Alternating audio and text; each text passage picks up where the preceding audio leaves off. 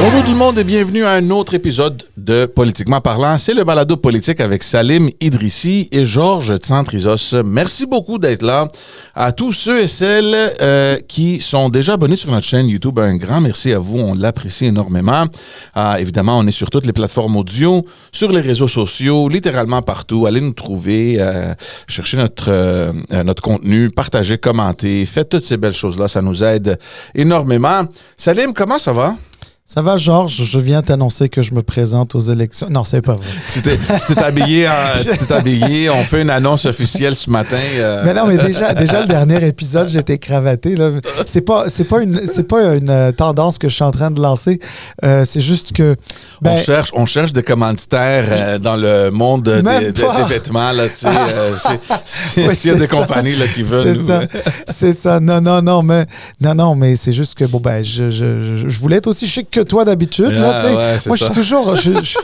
je viens toujours relax quand je viens faire le podcast. Moi, ça me manque, là, le hoodie, puis les jogging là, qu'on me faisait. Mais là, regarde, qu'est-ce que tu veux? Mais quand il faut gagner sa vie, il faut gagner sa vie. Là. C'est ça. Mais écoute, quand même pas mal de choses, Georges, là, parce que la semaine dernière, on a fait un épisode un peu plus tôt dans la semaine. C'était avec... Farnell Morisset, oui. Oui, Farnell Morisset.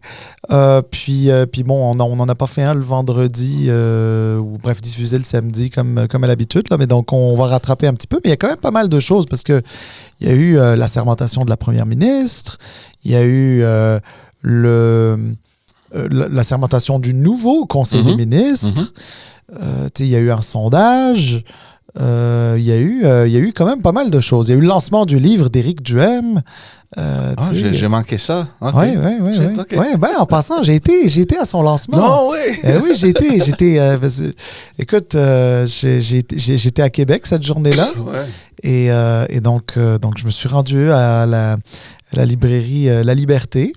Puis c'était... écoute, regarde, quand tu es passionné de politique, tu t'intéresses à tout, puis je me suis intéressé évidemment à son bouquin que j'ai acheté. Je n'ai pas encore eu le temps de lire, mais je vais le lire parce que j'ai lu des commentaires plutôt intéressants à ce sujet-là. Enfin, en tout cas, je vais voir. Là, je ne veux pas juger avant de l'avoir lu, là, mais écoute, c'était bien. Il y avait quand même du monde dans cette librairie.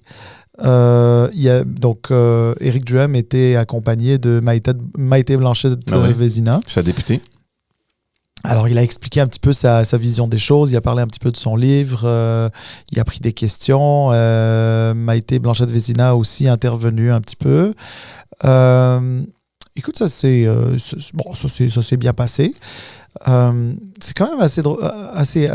Alors, c'est drôle parce que tu sais, il y avait vraiment de tout genre de personnes, tout horizon qui étaient là. Donc, c'était quand même assez intéressant à écouter et à voir et analyser un petit peu, là. Puis figure-toi, j'ai croisé un gars qui travaille pour... écoute, je me souviens plus des noms qu'il m'avait souvent... Mais qui travaille pour un des podcasts là, politiques. Là, je sais plus lequel c'est, donc je m'essaye pas. Là. Puis là, j'étais comme, tu travailles pour le podcast. C'est un autre niveau. C'est ça que j'ai dit. Je dis ça, c'est un autre niveau. Là, vous êtes professionnel, vous avez des revenus. Nous, on a zéro de revenus. Là, on est bénévoles complets, etc. Il m'a dit, vous avez peut-être pas les revenus, mais vous avez les invités. Fait que je me suis dit, OK. Fait que, on compense. C'est déjà pas mal. Mais c'était le fun de le croiser. Puis j'ai croisé d'autres personnes. Fait que... puis j'ai fait autre chose. Je suis allé aussi au lancement d'un film documentaire de Fanny Payette et son deuxième nom de famille, je m'excuse, je l'ai perdu, je l'ai oublié. Je me souviens de Payette parce que c'est la fille de Lise Payette qui était une élue et ministre péquiste. C'est elle la réalisatrice. Le titre, c'est 1995, Espoir et trahison. Donc, tu auras compris que c'est autour du référendum de 1995.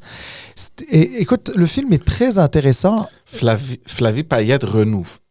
Renouf, c'est ça. Et en plus, c'est Flavie, pas Fanny. Alors, je m'excuse. Alors, je le redis convenablement. Flavie Payette Renouf, voilà, qui est réalisatrice et qui a réalisé ce film documentaire super intéressant. Il y a les journalistes Antoine Robitaille et Dave Noël, je crois, je suis pas mal sûr que c'est Noël, mais Dave, écoute, tu le sais, je suis très mauvais avec les noms. Alors, je suis connu autour de moi pour être très mauvais avec les noms, je m'excuse. Et c'était honnêtement un film documentaire super intéressant. J'ai appris beaucoup de choses. Bon, évidemment, ça tournait autour de 1995, donc quand même, dans l'audience, il y avait quand même beaucoup de gens du milieu souverainiste, des figures emblématiques. L'ancienne première ministre Pauline Marois était là, Louise Baudouin était là, qui intervient dans le film aussi. Il y avait l'ancien chef du Bloc, Gilles Duceppe. Il y a l'actuel chef du Bloc, Yves-François Blanchet, qu'on attend sur notre podcast. Oui. Je sais que quelques personnes de son entourage nous écoutent. Alors, merci d'ailleurs de nous écouter. Puis, on attend Monsieur Blanchet avec enthousiasme et impatience.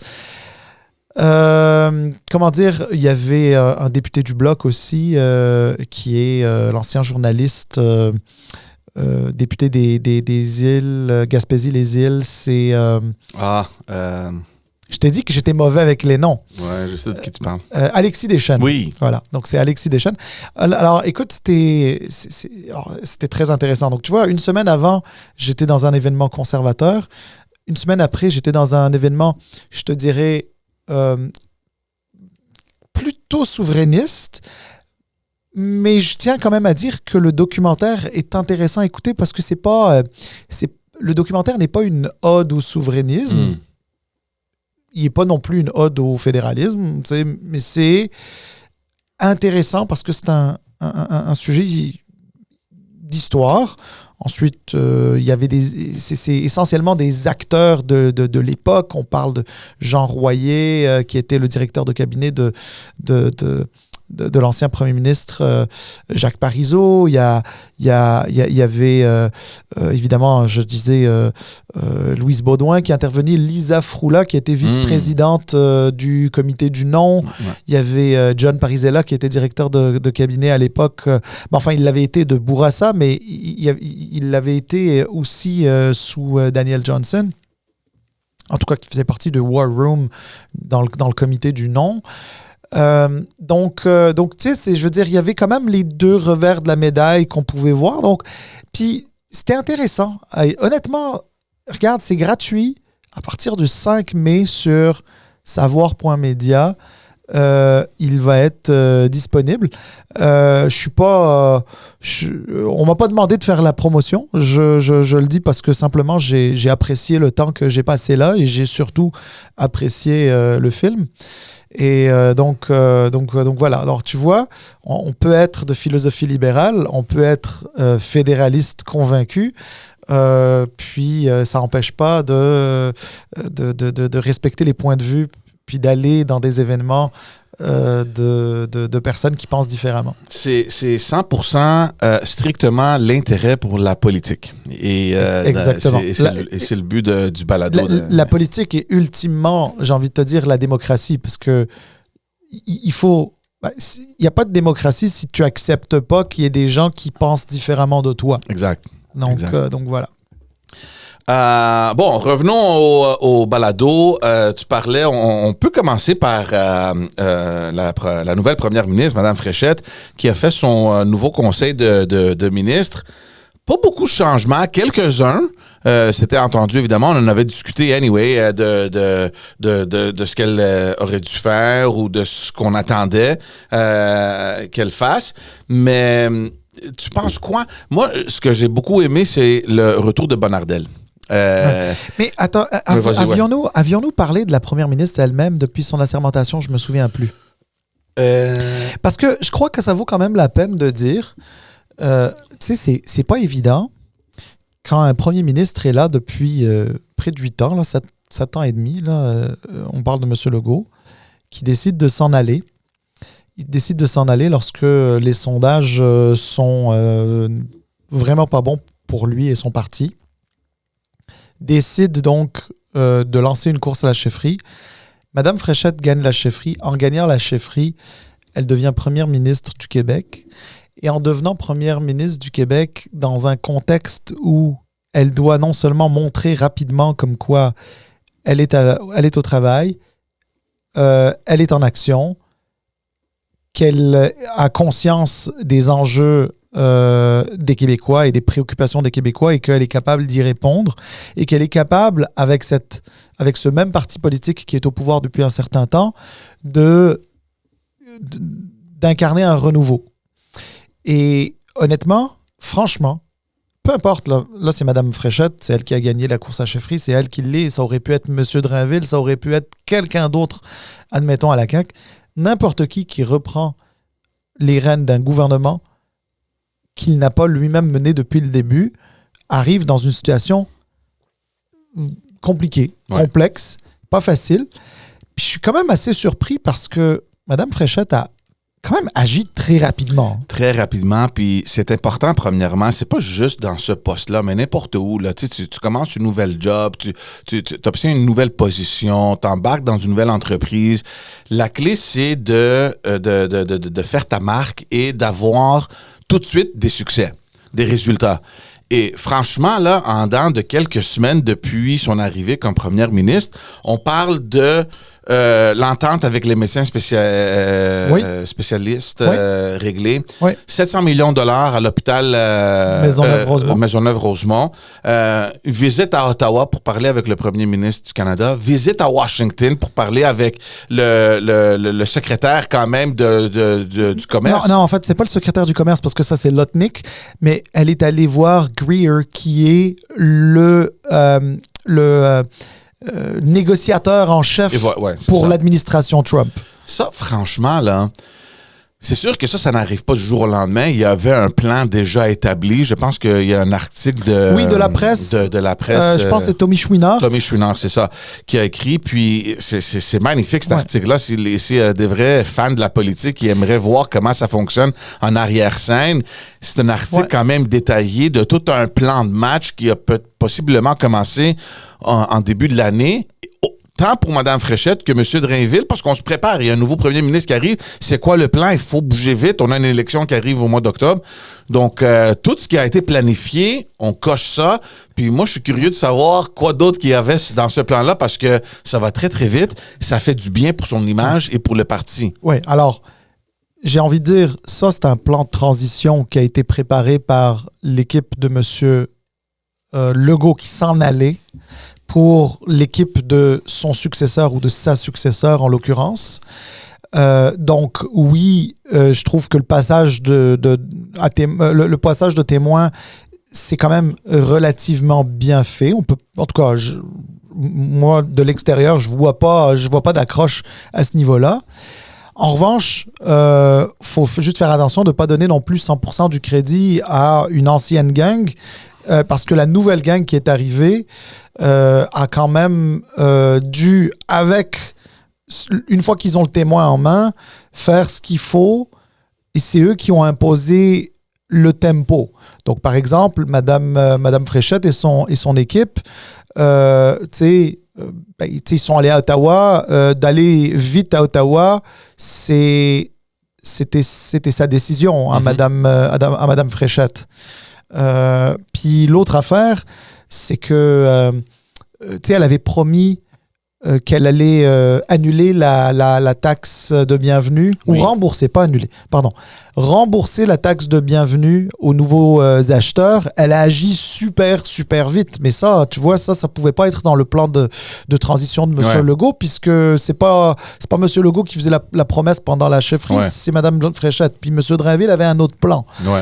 Donc, tu sais, elle a agi assez vite. Puis tu as bien mentionné aussi d'être allé à Washington, mais tu sais, par exemple, d'aller à Washington, je sais que l'article laisse entendre que ça a été un peu organisé un peu d'avance, mais non, il y avait pas de garantie qu'elle allait que la rencontre allait avoir lieu. Mais évidemment, puis tu sais, je veux rien enlever à l'appareil entre guillemets, diplomatique québécois, c'est-à-dire le ministère des Relations internationales avec les délégués du Québec. D'ailleurs, le délégué à Washington dont fait mention Tommy Chouinard dans son article, était déjà sur notre balado, tu te souviendras. Ouais.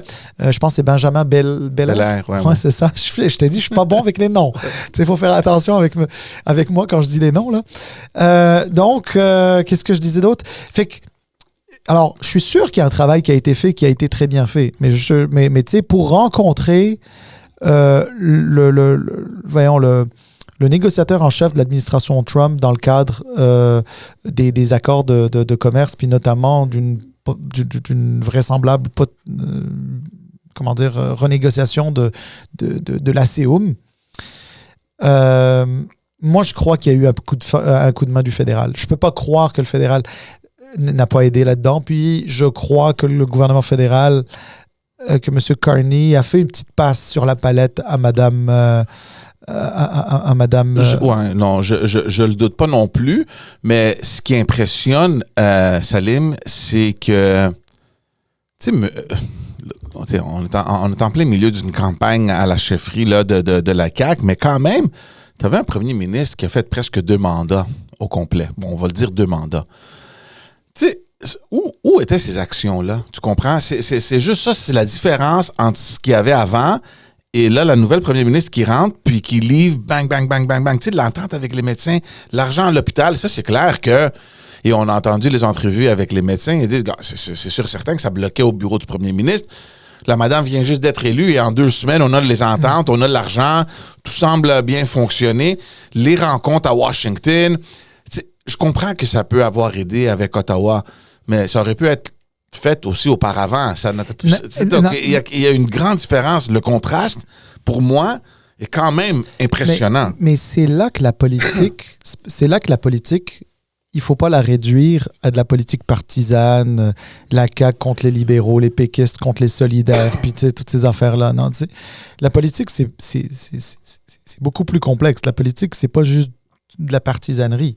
La politique, c'est aussi les dynamiques qu'un politicien apporte sur l'échiquier. Souviens-toi, M. Trudeau, là, Justin Trudeau, à la fin, pauvre lui, il était rendu un peu toxique. Là. Peu importe ce qu'il touchait, c'était plus... Peu importe, il pouvait prendre la meilleure décision du monde.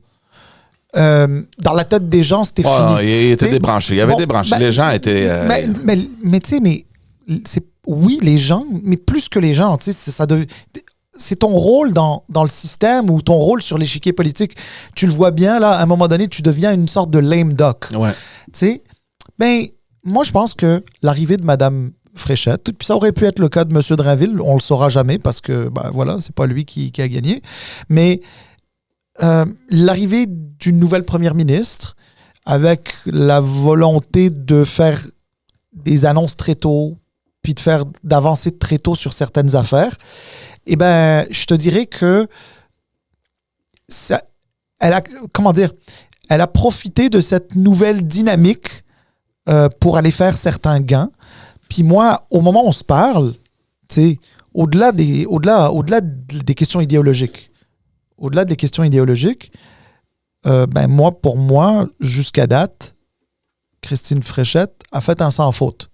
Alors, est-ce que c'est un sans faute qui va se perpétuer jusqu'aux prochaines élections ou non, ça c'est difficile à anticiper. Puis c'est rare qu'on puisse pas faire de faute du tout. Là. C'est normal. De toute manière, quand on fait des choses en politique, si tu fais pas de faute, c'est que tu fais rien. Donc à un moment ou à un autre, il y a peut-être des choses qu'elle va moins bien faire. Mais au moment où on se parle, ça fait environ 2 semaines, je crois, 2-3 semaines qu'elle a été assermentée première ministre. À date, je trouve que c'est un sans faute. Tu les as énumérés, là, tout ce qu'elle a fait. Juste une petite nuance, le 700 millions pour HMR, oui, c'est vrai qu'elle est venue l'annoncer, mais attention, hein, dans le cas d'HMR, il y a eu beaucoup d'annonces. Il y a eu des annonces avant les élections de 2022, puis il n'y a rien eu entre-temps. Mais là, visiblement, elle est venue pour dire, bon, on vous l'accorde. On arrête le niaisage, puis on passe à autre chose. Puis elle a fait une espèce de petite pédagogie autour du stationnement, parce que tu sais, il y a beaucoup de gens qui disent comme, voyons donc, stationnement. Là, mais non, stationnement, il y avait une raison pour laquelle le stationnement devait se faire. Puis même moi, à l'époque, là, quand j'entendais parler de stationnement, j'étais comme, mais voyons donc, on est toujours en train de prendre des gens pour des valises. Mais c'était mal peut-être communiqué ou mal ramené, peu importe quoi. Bon, là, elle arrive, elle s'en va sur place, à l'hôpital, elle fait son annonce. Écoute, je crois que, en tout cas, j'espère que ça va bien aller. Et tu sais, pour le reste, ça a bien été. Puis là, tu peux poursuivre avec ce que tu veux. Ouais, non, elle coche toutes les bonnes cases, puis ça va vite, puis elle a pas d'autre choix parce que les élections, ça arrive très, très, très rapidement. Nouveau conseil de ministres, on va parler un peu de ça. Quand même, puis je pense qu'on l'avait mentionné quand même, qu'elle allait donner un rôle important à son adversaire, Bernard Drainville, qui devient le nouveau super ministre là, de l'économie de l'énergie. Donc, le poste qu'elle occupait, elle a donné à son adversaire. Et nouveau vice-premier ministre, Yann Lafrenière, qu'on a aussi reçu sur le balado, évidemment, il appuie dans sa course à la chefferie. Donc ça, c'est les grosses pointures là, autour de la nouvelle première ministre. Quelques petites modifications, mais en général, et puis c'est toi qui le mentionnais, les ministères importants, elle a pas vraiment touché à ça. Puis ton argument à toi, c'est normal parce que tu t'approches à une élection, c'est pas le temps de changer de ministre puis d'avoir des nouvelles personnes à apprendre les dossiers, puis tu sais, on n'a pas le temps. Éducation, santé, tout ça, ça reste les mêmes personnes. Quelques changements dans je veux pas les dire les petits ministères là, mais juste pour revenir, tu as quelque chose à dire, les gros ministères, c'est les mêmes personnes, on avance, il y a une stabilité qui est là, puis elle l'a maintenue. Deux choses. Puis effectivement, un de mes arguments, c'était pas le seul argument, mais un des arguments que j'ai avancé, c'est que, tu sais, prenons l'exemple du ministère de l'Éducation. Au ministère de l'Éducation, tu as une rentrée scolaire au mois de septembre. C'est-à-dire pendant la campagne électorale. Veux-tu de quelqu'un qui vient tout juste d'arriver gérer une rentrée scolaire ou veux-tu une ministre qui était déjà là et qui en plus a annoncé qu'elle ne se représentait pas, donc elle ne sera pas, elle, en campagne en septembre, mais par contre, elle pourra être là pour superviser toutes les activités du ministère et du réseau scolaire de manière à ce que cette rentrée scolaire se fasse de la meilleure des manières. Donc moi, ça, c'est un des arguments. Donc ça, pour moi, pour santé, éducation, je ne m'attendais pas à des changements, il n'y en a pas eu. Mais même en finance, regarde M. Girard, tu ne peux pas changer ça. Finance aussi, tu ne peux pas le changer parce que en plus de ça, tu sais, quand elle a promis, on l'a dit tout à l'heure, le remboursement de la taxe de bienvenue. Puis là, elle vient d'annoncer aussi, je pense cette semaine, un allègement fiscal pour les PME, les petites et moyennes entreprises. Tu sais, ça là, même si tu as un ministre des Affaires municipales, même si tu as un ministre en charge des PME, c'est pas eux qui vont arranger ça. C'est pas techniquement, c'est le ministère des Finances. C'est technique. C'est ton ministre des Finances, c'est aussi celui qui a monté un budget sans savoir qui allait être le prochain premier ministre ou la prochaine première ministre et qui allait laisser de côté certaines marges de manœuvre. Donc, il n'y a pas mieux que Girard pour bien connaître les trucs. Je te dis pas que quelqu'un d'autre aurait pas pu le faire, mais idéalement, c'est ça qu'il fallait faire. Bon, à la sécurité publique, il n'y a pas eu de changement à part le nom du ministère qui est passé de sécurité publique à sécurité intérieure. Ouais. Moi, j'aime pas trop ces espèces de changements de nom. Là. Honnêtement, je trouve que c'est un petit peu... regarde, ils m'en voudront pas, là. Je trouve que c'est un peu... c'est un peu américain. Non, au contraire, c'est un peu français. Un peu, OK. Le ministère de l'Intérieur, là, etc.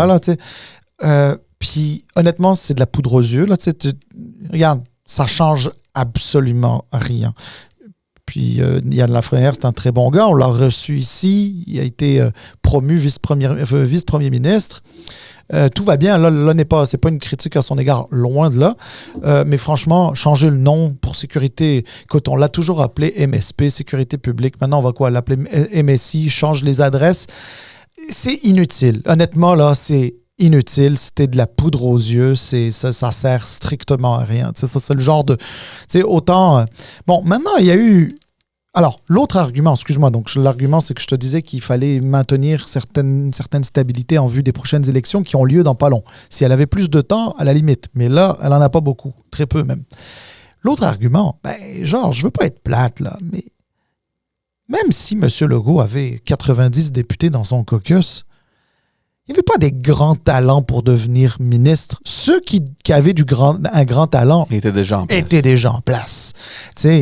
Donc, bon, ensuite, il y en a certains qui aspiraient à le devenir, qui le sont devenus sur le tard avec M. Legault, c'est-à-dire en septembre dernier, parmi eux, Samuel Poulain. Puis là, Mme Fréchette a monté d'autres personnes, 2-3 personnes là aussi. Mais je veux dire, T'avais pas un deuxième Éric Girard qui était en train d'attendre. Oui, en fait, ils avaient un deuxième Éric Girard. mais c'est pas... Moi, je disais un deuxième avec le profil d'Éric Girard, qui faisait qu'attendre pour devenir ministre ou un truc comme ça. C'était... Donc, elle n'avait pas nécessairement beaucoup le choix. Puis je te rappelle qu'il avait été question, potentiellement, que Mme Fréchette aille chercher un ministre ou une ministre non élue. Oui, c'est vrai. Finalement, elle l'a pas fait. Elle l'a pas fait. Moi, ce que j'ai cru comprendre, de sources bien informées, c'est que il y a eu quelques approches, il y a eu quelques contacts, il y a eu quelques discussions. C'était pas nécessairement extrêmement poussé, mais disons que tu tâtes quelques personnes, puis personne n'était intéressé. Et personne.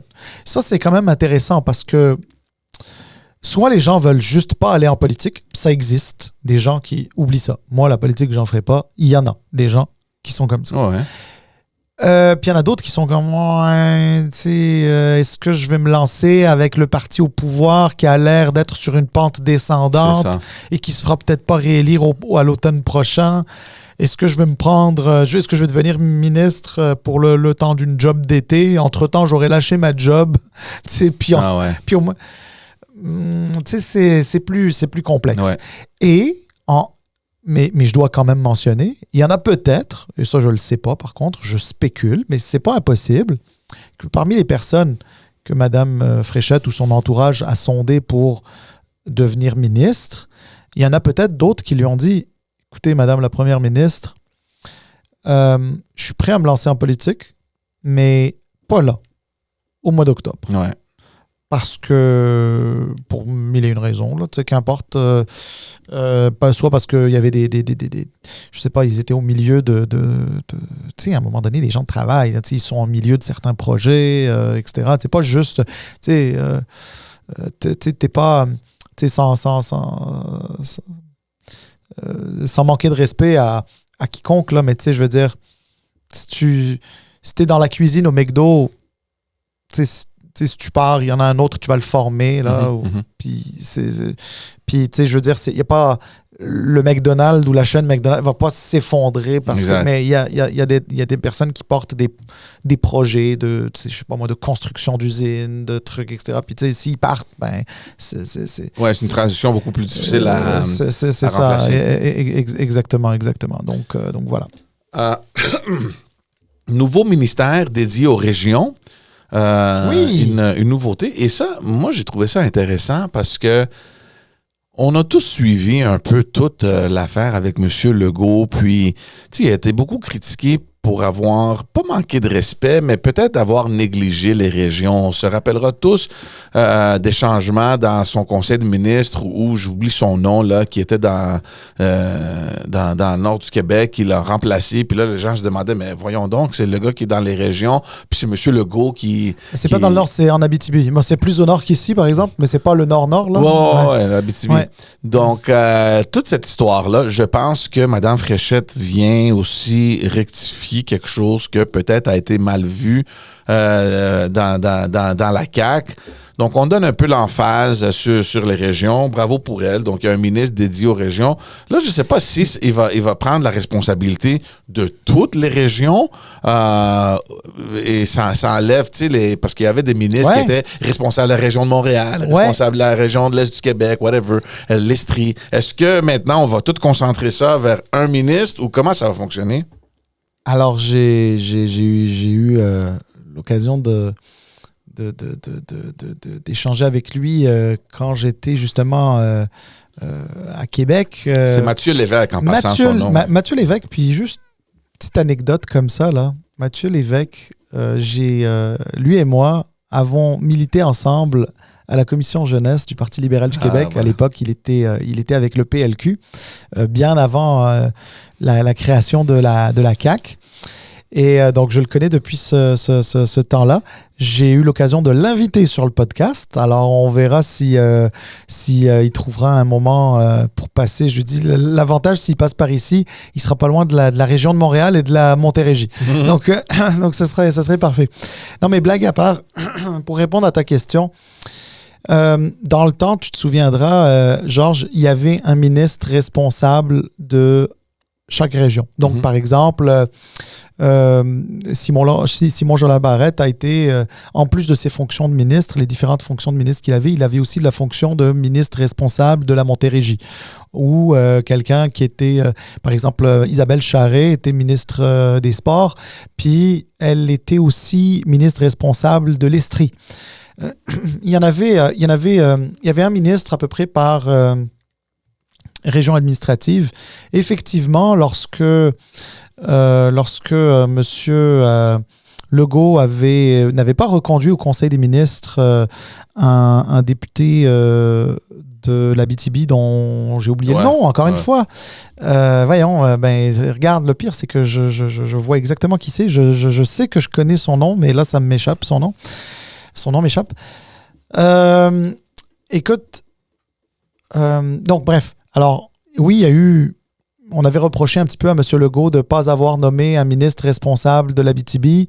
Au début, c'était Mathieu Lacombe, mais le problème, c'est que c'était un gars qui était élu de l'Outaouais. Ouais. Donc, disons que ça n'était pas bien perçu. Ensuite, M. Legault a dit, moi, le premier ministre, je vais être... excuse-moi, je suis en train de briser tout le matériel. À peine j'ai bougé. Donc, M. Legault avait dit, moi, premier ministre, je vais être aussi responsable de la région de l'Abitibi. Alors, c'est un peu drôle parce que Mme Fréchette arrive, elle nomme un ministre de l'Abitibi, donc qui provient de l'Abitibi, c'est M. Bernard, qui est, je crois, élu de Rouyn-Noranda-Témiscamingue. Et M. Bernard donc rentre au Conseil des ministres, mais il ne sera pas ministre responsable de l'Abitibi parce qu'ils ont enlevé tous les ministres responsables régionaux pour avoir un ministre délégué aux régions, qui lui vient de l'Outaouais, mais va parler pour toutes les régions et s'assurer que toutes les régions soient représentées. C'est un pari difficile parce que t'as beau être ministre des régions, en Gaspésie, ça se peut qu'ils connaissent pas les enjeux. Ouais. Non, mais ça se peut qu'en Gaspésie, le ministre des régions, qui est Mathieu Lévesque, qui vient de l'Outaouais, ils le connaissent pas. Parce que le but, c'est de connaître quelqu'un sur le terrain qui les représente pas juste au caucus, parce que ça, les députés le font, mais au Conseil des ministres. C'est plus compliqué que ça.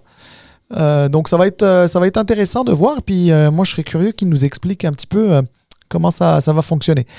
Il n'y a que ministre responsable de la métropole et ministre responsable de la capitale nationale qui demeurent. Tous les autres, maintenant, sont chapeautés par le ministre des régions. Et voilà. On disait tantôt, M. Bonnardel qui revient autour de la table. On garde aussi, puis pas n'importe quoi, hein, M. Bonnardel qui devient, on lui a donné immigration, mais leader quand même en chambre là, pour le gouvernement, c'est quand même un rôle assez important. Évidemment, on va pas se cacher on va pas nier le fait qu'il y a quand même parmi les députés de la CAQ qui ont le plus d'expérience. Donc, moi, je pense que c'est un excellent choix. Simon Jolin Barrette qui demeure en place, il y avait toujours des soupçons, voir si elle allait le maintenir ou si elle allait passer un message en lui changeant son ministère avec sa loi sur la Constitution. En passant à ça, on va voir aussi si elle va permettre qu'il redépose cette loi-là, parce qu'on rappelle aux gens, avec la prorogation du Parlement, tous les projets de loi qui étaient en processus sont morts au feuilleton, donc il faut les redéposer puis repartir tout les processus. Redéposer ce que tu veux. Exact. Exact. Donc là, il ne reste pas beaucoup de temps. Là. Il reste 5 semaines à l'Assemblée nationale. Donc, ils vont prendre, les plus importants, 2, ceux qui sont le plus porteurs politiquement, et 3, ceux qu'ils sont capables de faire adopter. Mais juste te dire, M. Jolin Barrette garde ses dossiers à la justice, mais M. Jolin Barrette perd leader, sauf que c'est qui pousse les projets de loi dans la machine législative. C'est le bureau du leader. Fait que là, à mon avis, ils ont dû se trouver une porte de sortie. Écoute, je pense que pour M. Jolin Barrette, son projet de loi sur la Constitution était extrêmement important et non négociable quasiment pour lui. Il le voulait. Elle l'a mis aussi en charge des affaires constitutionnelles. Là, ça revient au même. Là, c'est comme la sécurité intérieure. Là.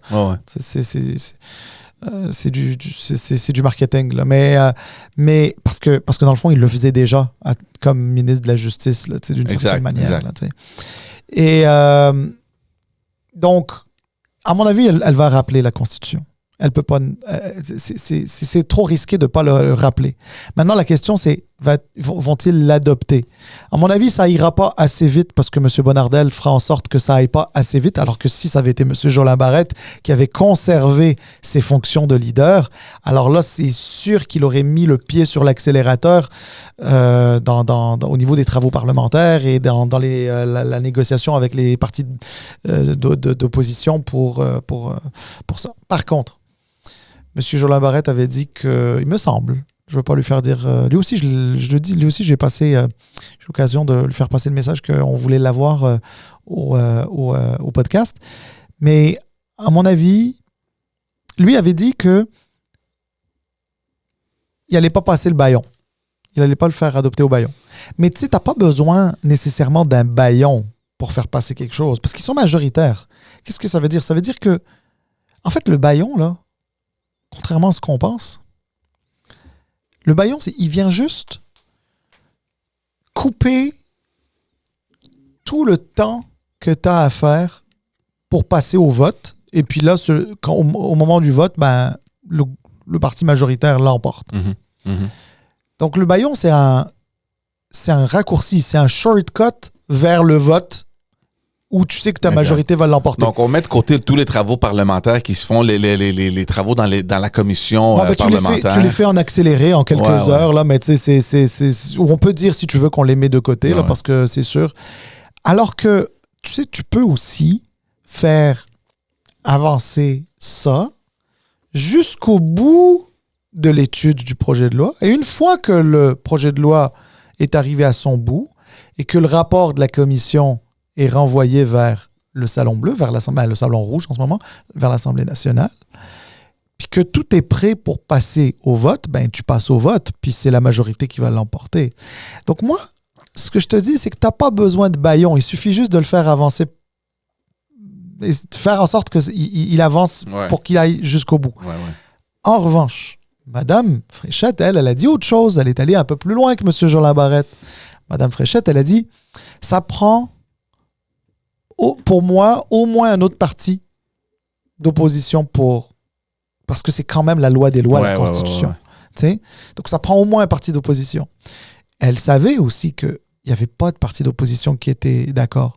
Jusqu'à temps que Éric Duhem dit « Oh, moi, je suis là! » Moi, je suis représenté. Maïté est là. Maïté Blanchette-Vézina est là. Elle va pouvoir voter au nom du Parti conservateur. Donc, le gouvernement plus un parti d'opposition. Puis that's it.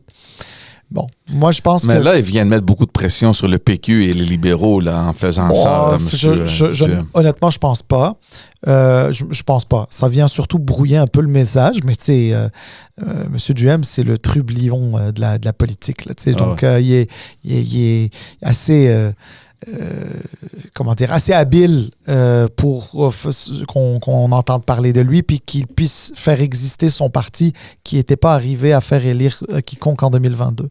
Donc, je reviens à cette affaire-là.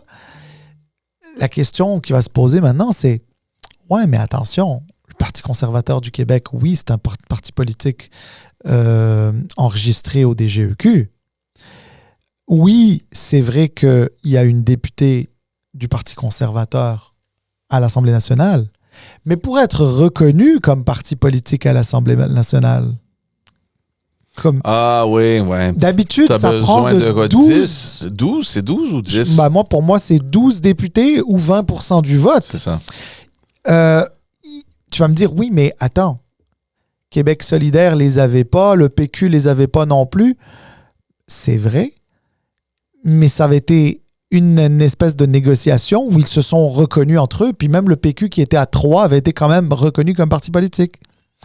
Mais là, est-ce que à 5 semaines, on va essayer de faire reconnaître un parti de une personne à l'Assemblée nationale comme un parti politique?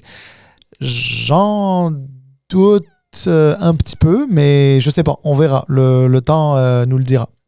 Cela dit, excuse-moi, je ne sais pas sur quoi tu voulais aller, non, vas-y. Si c'est toujours sur le Conseil des ministres, il y a quand même des choses intéressantes encore à dire. Oui, c'est ça. Ben, juste pour dire les gens qui reviennent, donc il y avait François Bonnardel, puis on a Lionel Carman qui revient. On se rappellera que Lionel Carman, suite à toute le saga avec les médecins spécialistes, les médecins spécialistes, il l'a quitté.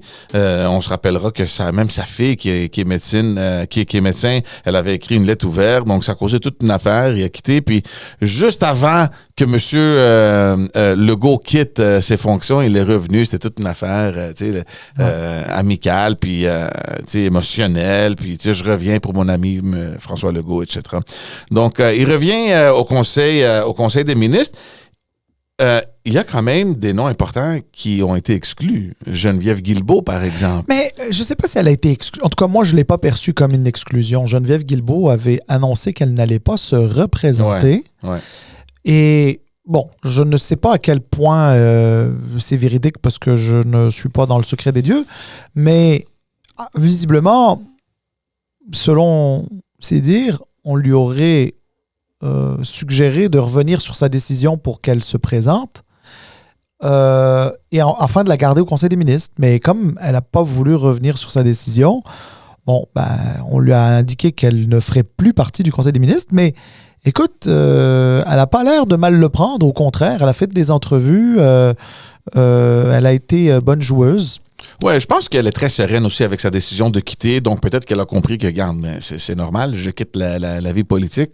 On donne ça à quelqu'un d'autre. En plus d'elle, il y a Jonathan Julien, Caroline Proulx, Isabelle Charret. Je ne sais pas si Jonathan Julien avait annoncé qu'il ne se représentait pas, mais je sais que Caroline Proulx et Isabelle Charret avaient tous... Jonathan Julien aussi, je pense, l'a annoncé. OK, bon, mais voilà. Mais bon, tu sais, autour de la table du Conseil des ministres, il y a sans doute d'autres qui ont rien annoncé qui vont pas se représenter. Ouais. Moi, je parie 50 pièces au moins que Éric Girard, le ministre des Finances, va pas se représenter. Ouais. Il y a du monde qui me dit, c'est sûr, il se représente. Moi, je suis convaincu qu'il ne va pas se représenter.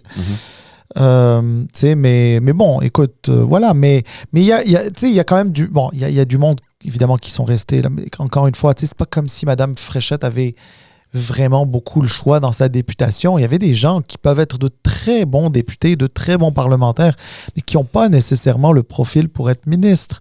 Alors, elle a dû garder beaucoup de monde. Il y a quelqu'un qui a toujours fait du très bon boulot. C'est Jean Boulet. Jean Boulet est encore là au ministère du Travail. Et en plus de ça, il a d'autres fonctions, celle de responsable des relations avec le Canada. Avec le Canada, enfin avec le reste du Canada, c'est donc les affaires. Donc il va être responsable de ce qu'on appelle le secrétariat québécois aux relations canadiennes. Donc c'est quand même important dans le cadre des négociations avec le fédéral et tout. Donc c'est quand même bien. Il y a Samuel Poulin qu'on a déjà reçu ici 2 fois plutôt qu'une. Qui lui hérite d'un gros ministère, là, justement, le ministère que laissait vide Geneviève Guilbeault, c'est le ministère des Affaires municipales et de l'Habitation. Oui. Alors, l'habitation, c'est pas lui qui s'en occupe, mais le ministère s'appelle comme ça. L'habitation, c'est une autre ministre. Madame... Catherine, je pense. Non. Madame Boivin. OK. Là, je t'ai dit que mon... Je suis épouvantable avec les noms, je m'excuse. C'est une ancienne conseillère municipale. Karine Boivin-Roy.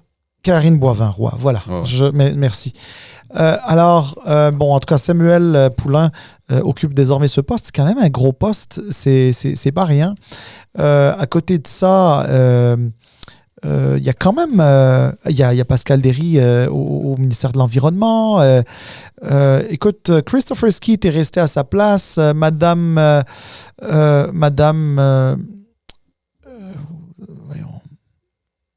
encore une fois, je t'ai dit que les noms, je suis pas bon, mais à l'enseignement supérieur, c'est qui était aux affaires internationales avant.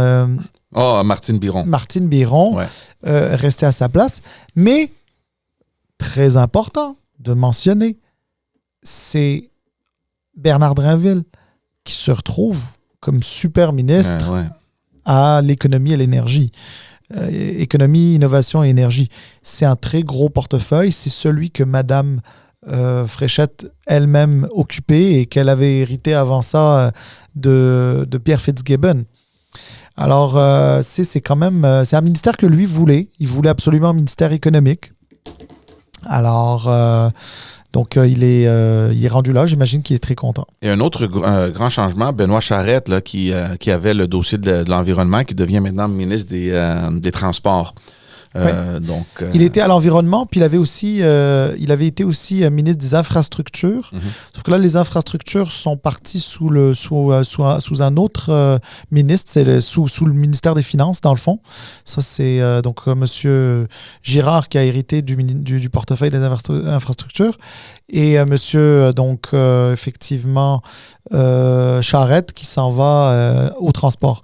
Et au Conseil du Trésor, Madame France-Hélène Duranceau, qui a l'air d'être sur son X là, dans ce ministère-là. Oui, puis en plus, elle va hériter du dossier de la la cybersécurité. Le ministre qui avait ce dossier-là, Gilles Bélanger, qui a été exclu du Conseil des ministres, qui s'est frustré pas mal parce qu'il a quitté le caucus de la CAQ en plus. Mais on se rappellera que lui, il n'a pas été un bon joueur non plus. Là. Il a fait des commentaires quand même un peu déplacés lors de la course à la chefferie, qui est sorti dire mais si c'est M. Drainville, moi je reste pas ici. Un manque de respect. Puis, c'est vrai ce que tu dis. C'est vrai ce que tu dis. Mais en même temps, dans une course à la direction, des gens qui dérapent un petit peu, ça peut aller. Enfin, je veux dire, c'est pas. Mais pas à ce niveau-là, d'exprimer une opinion qui diffère d'un des deux candidats à la direction. On l'a vu, là. Puis c'est correct, tu te places, tu te positionnes dans une équipe ou l'autre. Puis c'est certain qu'il y a des arguments qui vont sortir. Il y a une plateforme, il y a une position, etc. Mais de sortir carrément et dire, si c'est l'autre, là, moi, je m'en fous, là, je veux pas rester avec lui. C'est quoi ça? Come on. Je suis d'accord avec toi. C'est pas comme ça que l'esprit d'équipe doit se faire au gouvernement. Bon, il reste que moi, je pense que si c'est pour ça seulement, alors moi que Mme Fréchette ait pris la décision de le sortir, c'est sa décision, puis elle doit avoir de bonnes raisons, qu'elles soient des raisons de forme ou de fond. Mais si c'est juste ça la raison, ce serait un petit peu court comme raison, moi, je trouve quand même. Mais pas moi. Non, moi je suis, tu sais, pour moi, ce qui importe, ça, je te parle moi personnellement, Oui. l'attitude là, des gens, là, tu sais, moi, t'as pas une bonne attitude, tu peux pas faire partie d'une équipe. Moi, je suis désolé, là, des personnes qui font des sorties de même, là, c'est insultant envers tes collègues, là. T'as pas de place. Si tu veux, that's it, that's all. Moi, garde, whatever. C'est ça. Non, je comprends. Bon, donc c'est grosso modo ça son conseil des ministres. Passons, est-ce que très rapidement, c'était amplement discuté dans les médias le passage d'Alexandre Boulris du nouveau Parti démocratique à Québec solidaire. On en a fait mention dans d'autres épisodes auparavant. Finalement, c'est officiel. Il a fait son annonce. Il a dit que il va se présenter dans le comté de Rosemont, donc dans son propre comté, mais au niveau provincial. Je pense que c'est une bonne prise pour Québec solidaire. Okay? Ils perdent Gabriel Nadeau-Dubois. On a eu cette discussion-là l'autre jour sur les capacités de Gabriel Nadeau-Dubois puis son talent comme parlementaire. Ils vont chercher Alexandre Boulris quand même, c'est quelque chose d'important pour ce parti-là, qui semblait être sur une pente descendante. Hein, semblait.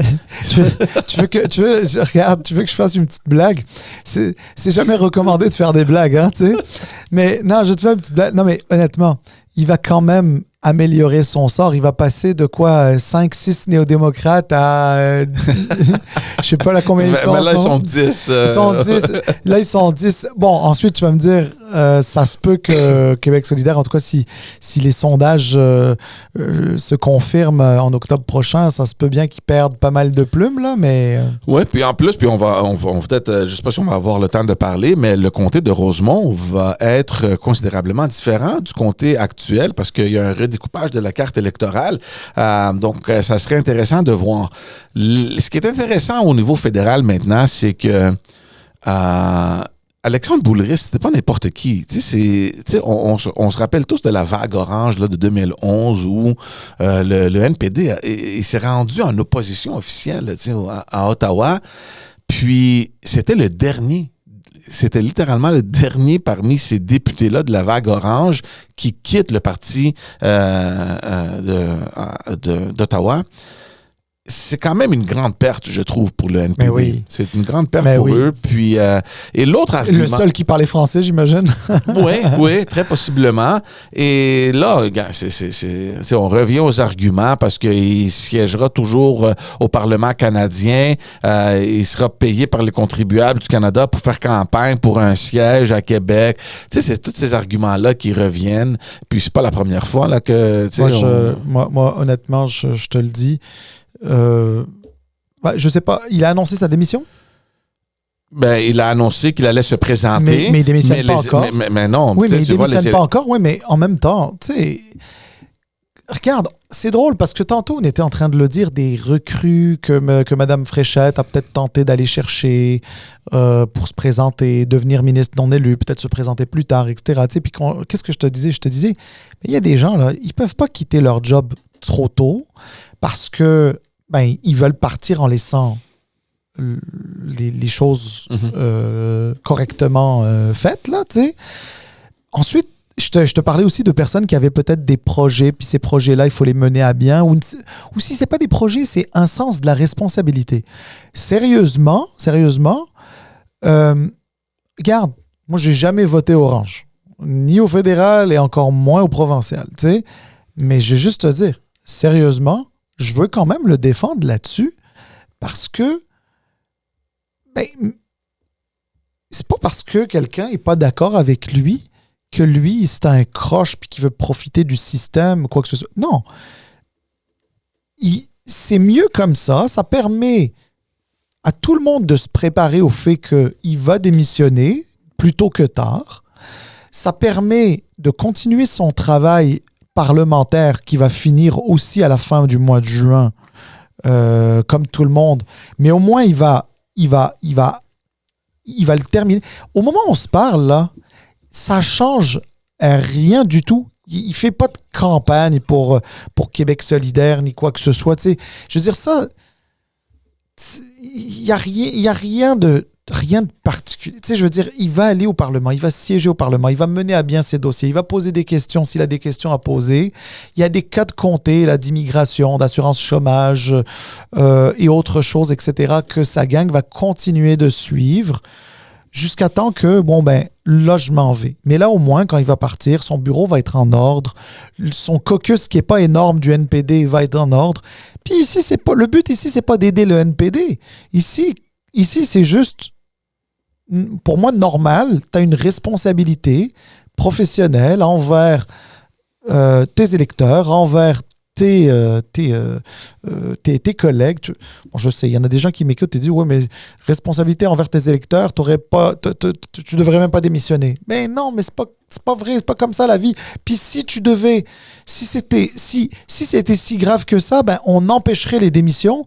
Et si tu empêchais les démissions, t'aurais pas de député, point. C'est sûr. Ouais. T'aurais moins d'intérêt. Puis en passant, c'est certainement pas pour du cash qu'il fait ça. Parce que lui, rester au oui, ça paye beaucoup mieux à Ottawa qu'à Québec. Ça paye mieux. Quoique aujourd'hui, Québec, c'est plus comme ce que c'était. Là. Les salaires ont augmenté, les avantages sont là, puis le package au total, il n'est pas moche. Là, mais ce que je veux dire par là, c'est qu'il aurait pu être confortable, continuer de rester à Ottawa, gonfler son fonds de pension. Là, lui, il est déjà là depuis 2011, donc ça fait 15 ans. Donc, il aurait pu rester encore, gonfler sa pension au maximum. À un moment donné, il y a du monde qui mettent leur carrière au service de la population. Puis, on peut ne pas les aimer comme politiciens, mais on peut au moins respecter leur démarche. Moi, personnellement, je veux pas sombrer là-dedans. Moi, comme contribuable, je paye des taxes et des impôts comme nous tous, là. Je me sens pas profité par quelqu'un pour qui j'aurais jamais voté, mais qui, au lieu de démissionner aujourd'hui, va démissionner dans, admettons, 2 mois, le temps que la session parlementaire qu'il a commencé, que le travail qu'il a fait auprès de son groupe soit terminé. Au contraire, moi, je préfère ça que quelqu'un qui en cabochon décide juste de tout jeter là puis de leur dire débrouillez-vous. Ça, c'est moins de respect pour les gens et les citoyens. Ça veut dire que le temps qu'au Québec, on aura fini notre élection, il y aura sûrement des élections partielles à Ottawa, dont notamment dans le comté de Rosemont. Donc, ça va être intéressant de voir comment je ne sais pas s'ils vont venir avant ou après les élections, là, dépendamment du délai, mais ça tombe presque dans le mois d'octobre. Si M. Boulris a démissionné au mois d'avril, non, il démissionnera au mois de juin. Donc, ça commence à partir de là la loi des 6 mois, là, le règlement des 6 mois. Donc, avant la fin de l'année, on va avoir des élections partielles à Ottawa. Mais c'est pas juste son comté à lui. Il y a un comté en Ontario, Erskine Smith, qui se lance au niveau provincial. Et hier, on a tous entendu l'annonce de Jonathan Wilkinson, ancien ministre sous le gouvernement de Justin Trudeau, dans un comté de Vancouver. Donc, 3 nouveaux comtés qui vont s'ouvrir. Et moi, je te dirais même un 4e. Ah oui, j'ai entendu tes commentaires. Oui, vas-y. Parce que je crois que Stephen Guilbeault va également s'en aller. Je ne sais pas quand. J'ai aucune idée. Mais à mon avis, Stephen Guilbeault, c'est aussi quelqu'un qui a pas un peu à la Boulris. J'imagine, il veut pas être cabochon puis juste démissionner un peu n'importe comment. Il va attendre la fin de la session. Peut-être qu'il va attendre la fin de la session. Puis regarde, ça tombe bien parce que si tu as Boulris qui s'en va, Nate Erkin-Smith qui s'en va. Puis tu as Wilkinson qui s'en va. Tu sais, tu vas déjà avoir 3 partiels. Écoute, faisant une 4e, là, tu sais, puis that's it. Oh non, c'est sûr que s'il quitte à la fin de la session, c'est sûr que on va inclure tous les 4 comtés dans les élections partielles. Mais ça veut dire quoi maintenant pour le gouvernement de M. Carney? Est-ce qu'on a tu sais, Rosemont, c'est pour ça que je te dis, on verra qu'est-ce qui se passera au niveau provincial. Ça pourra peut-être influencer le vote au fédéral dans les élections partielles. Même chose pour le comté de monsieur à Montréal, là. Oh my God, tu viens de... Guilbeault.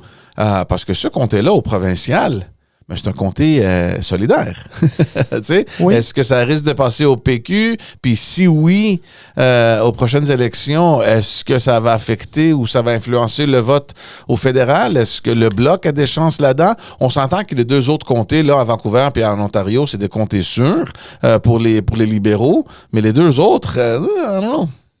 Ben, tu sais, je regarde. Évidemment, c'est toujours un petit peu difficile d'anticiper ça. Moi, tout ce que je peux dire, c'est ça a été longtemps bloquiste. Laurier-Sainte-Marie. En fait. C'est le comté de Duceppe, de M. Duceppe. C'était le comté de M. Duceppe jusqu'à la vague orange. Et même par la suite, M. Duceppe s'est représenté puis il n'a quand même pas gagné son comté. Donc, Laurier-Sainte-Marie, ça a été longtemps bloquiste. Puis, c'était bloquiste à l'époque où être bloquiste était, et péquiste encore plus, c'était assez progressiste. Je crois qu'il y a certaines positions qui ont été adoptées qui ont été peut-être perçues comme moins progressistes. Des positions plutôt identitaire ou un peu ou à limite conservatrice, qui fait que dans ce comté-là, ça a voté pour le NPD 2 fois, puis pour les libéraux, ensuite avec M. Guilbeault. Donc, c'est pas impossible que les libéraux le conservent. Le comté de Rosemont, au fédéral, celui de M. Boulris, c'est pas impossible que les libéraux puissent le remporter aussi. Là. C'est pas impossible. Je ne dis pas que ça va se faire, on le sait pas, mais c'est pas impossible non plus. Donc ça c'est à voir. Ensuite, en Colombie-Britannique, ce comté-là, je ne sais pas à quel point il est libéral. Ça se peut qu'il soit très libéral puis qu'il va être conservé. Celui de Erkin-Smith, je pense, lui, les libéraux ont de bonnes chances de le conserver. Donc, regarde, comme disent les Anglais, never a dull moment. C'est ça. Dans le sens que ça va rebelote avec d'autres. Ça va être intéressant de voir. L'avantage, là, c'est qu'il n'y a personne qui veut d'élection. Les conservateurs ne veulent pas d'élection. Les bloquistes ne veulent pas d'élection. Les néo-démocrates ne veulent pas d'élection. Et sais-tu quoi? Je pense que même les libéraux font d'eux. Là, je sais qu'il y a peut-être eu une petite tentation de se dire on va-tu chercher une majorité si on déclenche les... Puis même les libéraux, je pense qu'ils n'ont pas nécessairement d'appétit. Les libéraux, avec M. Carney maintenant, là, tout ce qu'ils veulent, c'est foncer sur les dossiers. Ils veulent juste les faire avancer. C'est la seule chose qui les préoccupe. Je ne le dis pas pour leur donner un coup de main, même si je ne me cache pas, je fais partie de ces Canadiens très satisfaits du gouvernement fédéral actuellement. Jamais sur tout, mais en grande partie. Mais c'est juste pour dire que on dirait que les Québécois et le reste des Canadiens ont voté pour M. Carney avant de voter pour les libéraux pour faire avancer des dossiers. Donc, tu sais, il y a comme une espèce de dynamique politique favorable à l'avancement des dossiers. Ouais. Intéressant. Donc, à suivre sur ça. Parlons un peu du sondage léger qui est sorti après l'élection de Mme Fréchette par ses membres. Donc, on revient au provincial. On revient au provincial parce que c'est quand même intéressant parce que jusqu'à date, on avait des sondages qui sortaient.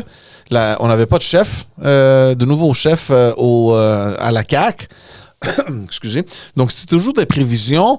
Si Mme Fréchette est élue chef, qu'est-ce qui arrive? Si M. Drainville est élu chef, qu'est-ce qui arrive? Puis là, on a Mme Fréchette.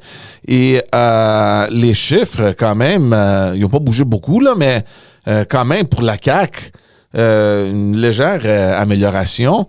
Mais c'est toujours PQ libéraux, là, tu sais, sont nez à nez, là. Oui, effectivement, en fait, les libéraux ont perdu un petit peu, mais pas beaucoup. Donc oui, effectivement, péquistes et libéraux sont nez à nez. Attention, ils sont nez à nez au national, mais il y a encore une grande différence au niveau du vote francophone. Ben oui, et on l'a déjà dit, Salim, et on va le répéter, c'est très important. Pour moi, c'est la statistique qu'il faut toujours garder en tête. C'est la statistique qu'il faut toujours garder en tête. Il faut juste essayer de ne pas la voir en termes identitaires. Certains la voient comme ça. Moi, je la vois en termes de circonscription. Pour une raison bien simple. Le vote anglophone et allophone est plus concentré dans la grande région de Montréal, dans laquelle il n'y a pas la majorité des circonscriptions. La majorité des circonscriptions sont éparpillées un peu partout en région, ce qui fait en sorte que s'il y a moins de votes anglophones et moins de votes allophones en région, donc le vote francophone est le plus représentatif dans les sondages. Exact. Donc le PQ est quand même assez confortable. Il reste assez confortable. Bon, il a quand même les libéraux dans son rétroviseur, alors que dans le temps, les libéraux, on ne les voyait même pas dans le rétroviseur. Là, il les voit.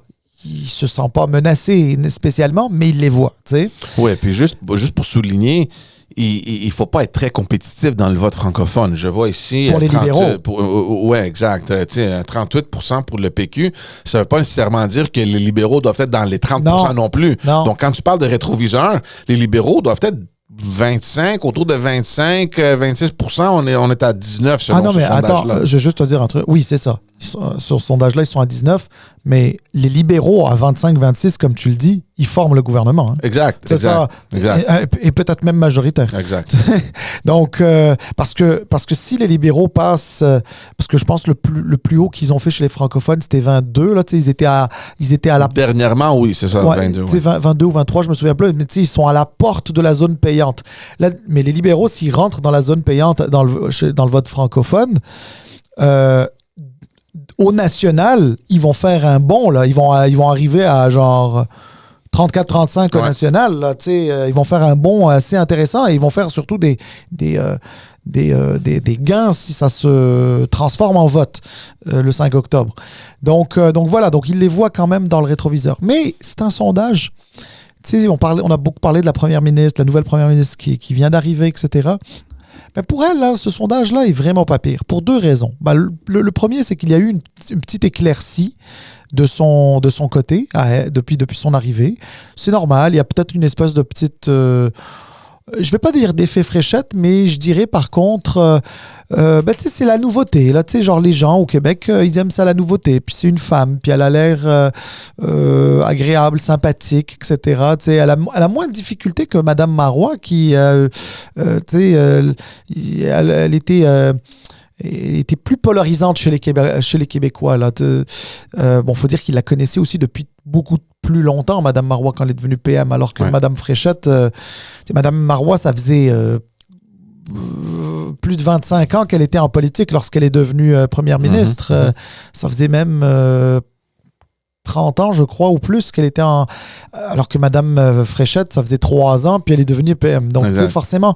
Donc, c'est plus facile à accepter, si tu veux. Donc, il y a eu comme une espèce de légère amélioration. Mais il y a quelque chose d'intéressant dans ce sondage-là, Georges, puis tous les médias l'ont repris. Ce sondage-là dit que si le PQ mettait de côté la souveraineté, sa promesse de tenir un référendum et la souveraineté, là, il allait skyrocketer, c'est-à-dire complètement, genre, allait en fait gagner, mais genre, avec une large majorité, là, tu sais. Ouais. Et là, ça, c'est intéressant. Parce que moi, dans mon livre à moi, le PQ sans le référendum et la souveraineté, c'est la CAQ. C'est comme ça que moi, je l'ai interprété. Évidemment, il y a des nuances. Évidemment. Ouais. Envoie-moi pas de tomates, là. Il y a des nuances à ça. Mais non, mais tu sais, je veux dire, dans la tête des gens, un parti qui veut rien savoir de se dire fédéraliste,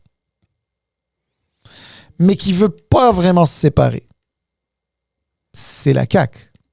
Ouais. T'sais? Et là, c'est un peu ce que dessine ce sondage-là. Moi, je vais dire l'autre chose que j'ai vu par rapport à cette question-là, parce que moi aussi, ça m'a... Tu sais, tu vois ça, puis c'est, je pense, le bout intéressant de ce sondage-là.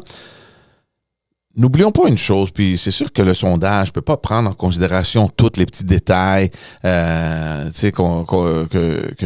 qui existent en politique. Pour moi, ce qui est très important en politique, surtout pour les leaders de partis, c'est la constance avec laquelle la constance qui demeure dans leur pensée, dans leur plateforme, dans leur politique.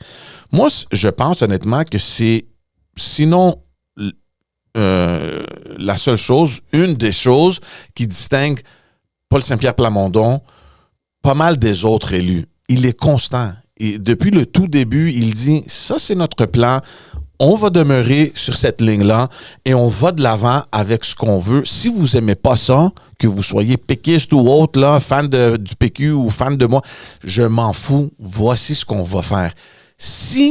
Et c'est ça qui est un peu mélangeant dans cette question-là, parce que c'est une question juste comme ça. Bon, ben si jamais le PQ mettait de côté la souveraineté, boum, on voit le Parti québécois qui arrive près de 40%, c'est énorme pour eux. Problème qui n'est pas considéré, peut-être, c'est que dans l'actualité, si Paul Saint-Pierre Plamondon sortait pour dire, bon, ben on met de côté le plan de la souveraineté, je suis pas trop sûr que ses appuis dans le PQ demeuraient où est-ce qu'ils sont actuellement. Donc, moi, je pense que, je sais pas, je veux pas dire que c'est une fausse statistique, mais je pense que le contexte changerait énormément dans la réalité, là, si M. Plamondon mettait ça de côté.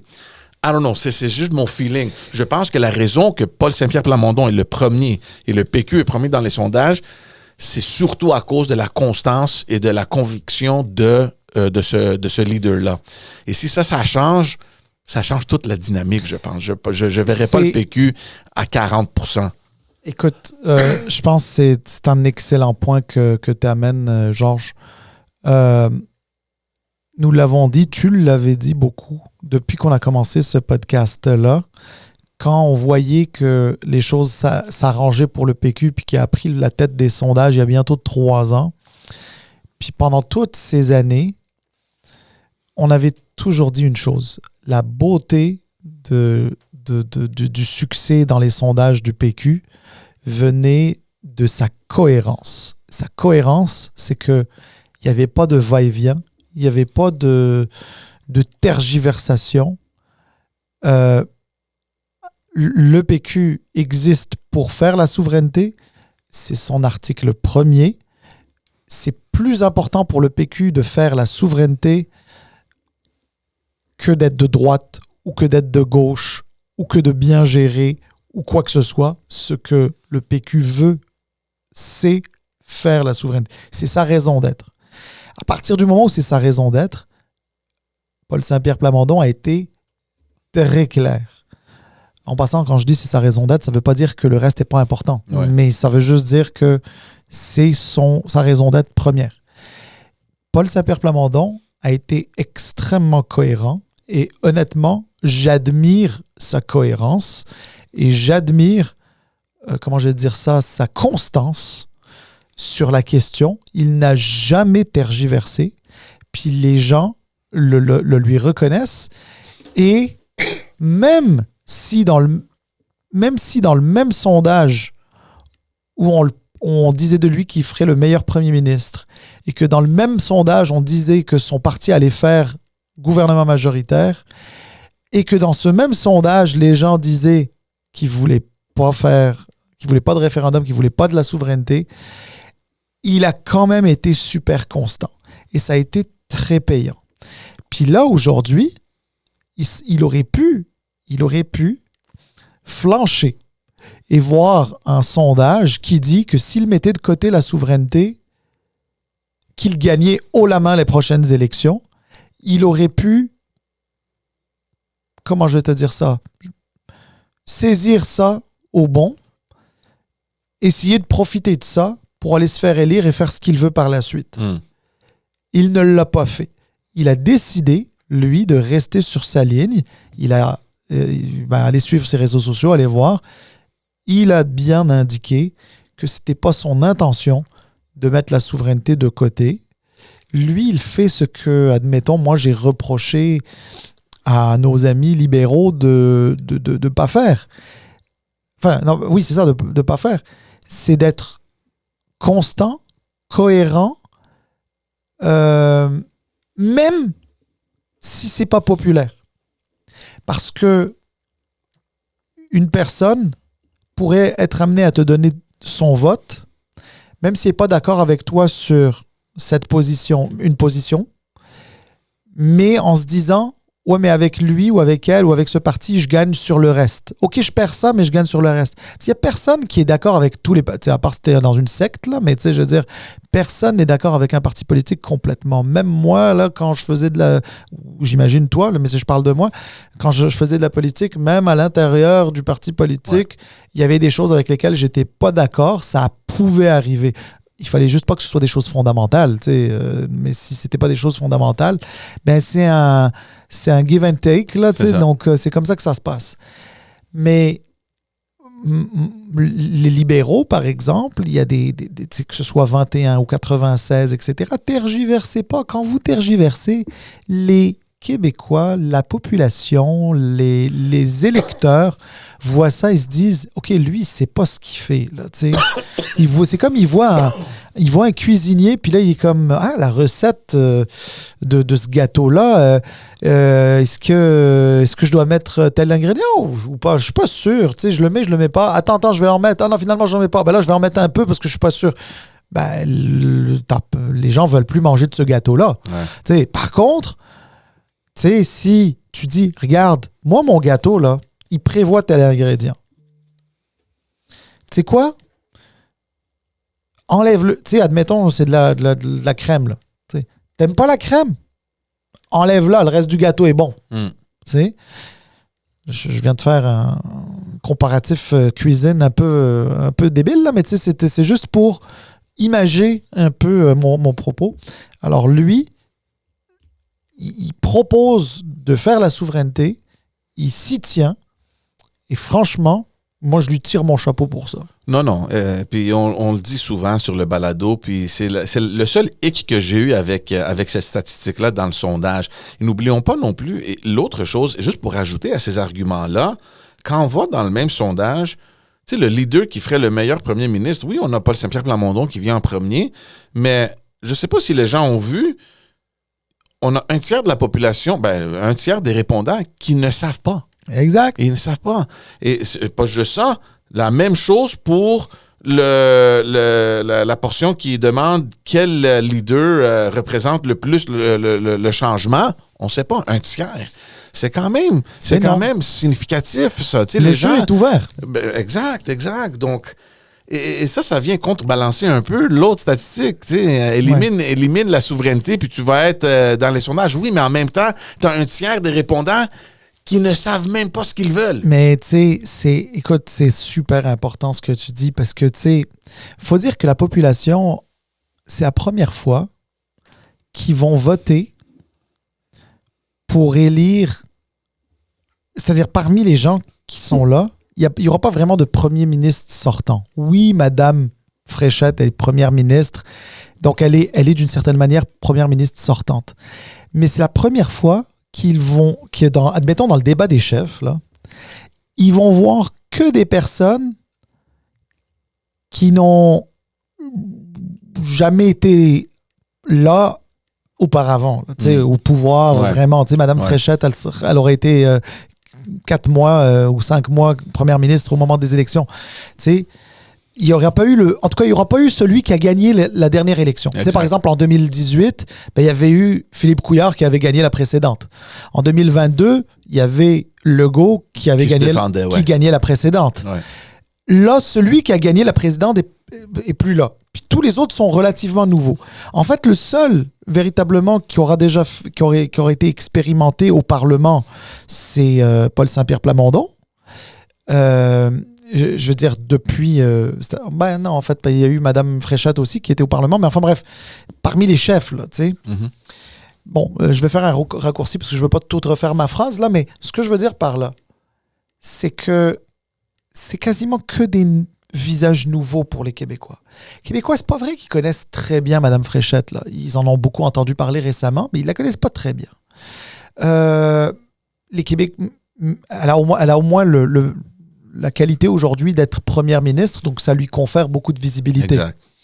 Les gens sont au courant. Paul Saint-Pierre Plamondon, dans les 3-4 maintenant dernières années, a fait beaucoup entendre parler de lui. Non seulement il a fait le dernier débat des chefs, mais en plus, il s'était fait parler de lui sur le serment au roi, puis par la suite sur un certain nombre de dossiers. Bref, il a su avoir une certaine visibilité, puis surtout, il avait la visibilité de celui qui était en haut des sondages. Puis il l'a été pendant 3 ans, donc il a eu beaucoup de visibilité. Éric Duhaime, le monde le connaît. C'était quelqu'un qui est là depuis un certain temps, puis il a fait de la radio, puis il a fait... en tout cas, je ne sais pas s'il a fait de la télé, mais il est passé souvent à la télé, puis il a eu beaucoup de visibilité en 2022, tu sais. Finalement, il reste quoi? Il reste Rouba Gazal, qui est pas nécessairement super connu non plus. Puis Charles Milliard, qui n'était pas très connu. Mais je te dirais que là, ça commence à faire beaucoup de monde à connaître pour les électeurs. Je te rappelle que traditionnellement, au Québec, là, c'est du bipartisme. Là. En gros, on le sait qui est le chef du Parti québécois, qui est le chef du Parti libéral. Puis pendant 50 ans, ça a été ça. Aujourd'hui, t'as plusieurs figures à connaître. C'est pas facile. Non, c'est vrai. Puis c'est pour ça que ça va être très, très intéressante, la campagne. Et tu sais, c'est pas mal partagé. On le dit, puis on le répète. Il faut pas exclure la CAQ. Jamais. Même avant l'élection de leur nouveau chef, là, on le disait, watch out. Puis je sais que dans ton entourage, tu les as eus aussi, mais moi aussi, les personnes qui sont venues me voir, all right, c'est fini pour la CAQ, c'est fini, on a une chance. Calmez-vous, là. Calmez-vous. Il n'y a rien qui est fini. Puis on voit la rapidité avec laquelle les sondages peuvent varier. Moi, je retiens toujours, comme tu viens de mentionner, qu'il y a une grande incertitude, et tu as très bien fait pour me mentionner ces points-là, Salim. C'est possiblement à cause du fait que on a des joueurs relativement nouveaux dans cette course-là. Donc, ça va être très, très, très intéressant. Non, effectivement. Donc, en tout cas, c'est à voir. Et ce sondage, on va finir là-dessus. Ce sondage-là a aussi parlé du fédéral. On ne parlera pas de sondage sur le fédéral, mais tout ce qu'on peut dire pour le résumer, Mark Carney, les libéraux marchent sur l'eau. Ben oui. Puis, en tout cas, that's it. Il y a plein d'autres choses. Il y avait la carte électorale, mais ça, on peut en parler jusqu'aux élections. Yes. On a amplement de chance à discuter de ça. Merci beaucoup, les amis. Allez vous abonner sur notre chaîne YouTube. Les chiffres continuent de monter. C'est encourageant pour nous. On est sur toutes les plateformes audio, sur les réseaux sociaux. Allez nous retrouver, partagez notre contenu, commentez, envoyez-nous des messages. On a aussi une adresse courriel. Je ne sais pas si on l'annonce assez, mais je la connais même pas par cœur. Mais trouvez l'adresse courriel si jamais vous voulez nous envoyer des messages un peu plus longs ou un peu plus spécifiques. Merci beaucoup, puis on vous voit très bientôt. Ciao! Merci, au revoir.